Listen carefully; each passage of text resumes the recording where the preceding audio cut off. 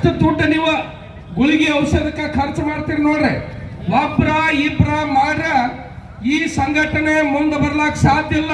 ನಾವೆಲ್ಲರೂ ತಿನ್ನೋದು ಅನ್ನನ. ಅದ್ರ ಸಲುವಾಗಿ ನೀವೆಲ್ಲರೂ ವಿಚಾರ ಮಾಡಿ ಒಂದು ರೈತ ಬೆಂಬಲಕ್ಕ ಈ ಮಣ್ಣಿಗೆ ತಾವೆಲ್ಲರೂ ಒಂದು ಕಿಮ್ಮತ್ತನ್ನು ಕೊಡಬೇಕಾಗದಕ್ಕೆ ಆಗಿರ್ತಕ್ಕಂತ ಒಂದು ಪ್ರಸಂಗ ಬಂದದ.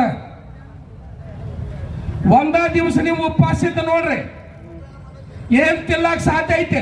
1.5 ಲಕ್ಷ ರೂಪಾಯಿ ಬಂಗಾರ ಒಂದು ತೊಲೆ ತಿಂದು ತೋರ್ಸ್ರಿ. ಇಲ್ಲಿ ಯಾರೇ ಇದ್ರಂದ್ರ ಅನ್ನ ತಿನ್ಬೇಕು.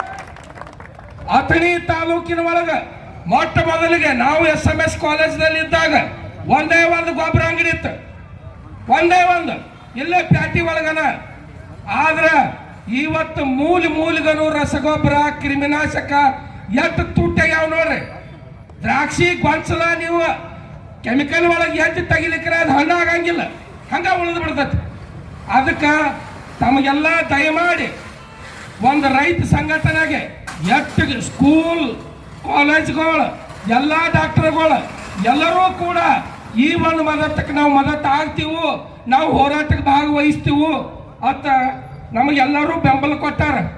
ಇಲ್ಲೊಂದು ಕೆಲವೊಂದು ಸಂಘಟನೆ ಅದಾವ್ರು ಮೊದಲಿಂದನೂ ಎಲ್ಲ ಕಾಯ್ಕೊಂಡು ಬಂದಾರ, ಸಂಘಟನೆ ಒಳಗೆ ಕೆಲಸ ಮಾಡ್ತಾರೆ.